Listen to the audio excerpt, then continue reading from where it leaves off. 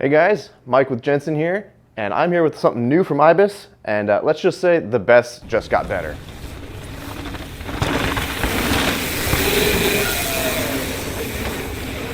The original Ripmo was so good, how do you improve it? Well, Ibis did it, and as you can see here, this bike looks really similar to the original Ripmo. Still keeps the low top tube, the same carbon kind of layup on the frame, some changes here and there, but it keeps the short rear end and it keeps its real snappy feel, but with some changes that really make it a much better bike.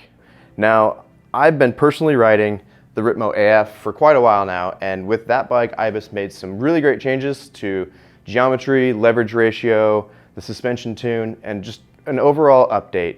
Now, what they've done is they've taken that to carbon fiber. So Ibis had a great bike prior with the original Ripmo, and if it ain't broke, don't change it. But some updates were needed. So they kept some things that made the original Ripmo such a great bike, like the short chainstays, bottom bracket height, low seat tube, but they made it even better. They slackened the head tube angle out and they increased the reach. Two things that just made this bike a little more stable while also still keeping its playful nature that we all know the Ripmo for. Let's take a look at the suspension. Ibis uses DW Link, which has been proven through pretty much all of their bikes over the last, 10 years maybe? Probably more, I don't even know. And it's stable pedaling platform while still responsive and plush, and man, it's just the best of both worlds. And then Ibis took it a step further, and now they have what they call traction tune. And that's a tune that they've worked with suspension manufacturers to make an extremely responsive, supple shock that utilizes pretty much no compression settings right out of the gate, just enough to keep the bike stable.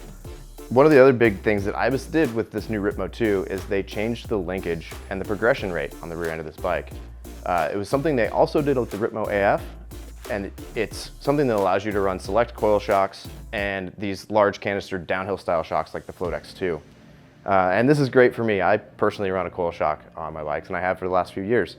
They provide insane traction.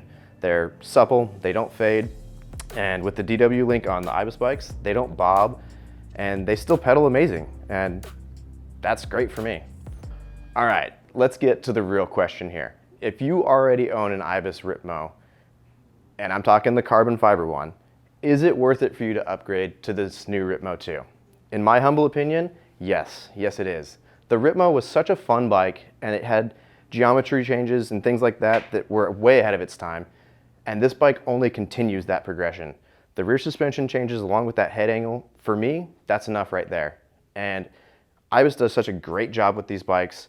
The spec, they have 6 different levels. It starts at $43.99. And if you have any questions about these bikes, man, give our gear advisors a call. They always want to chat. Thanks for watching. I'm Mike. Keep pedaling.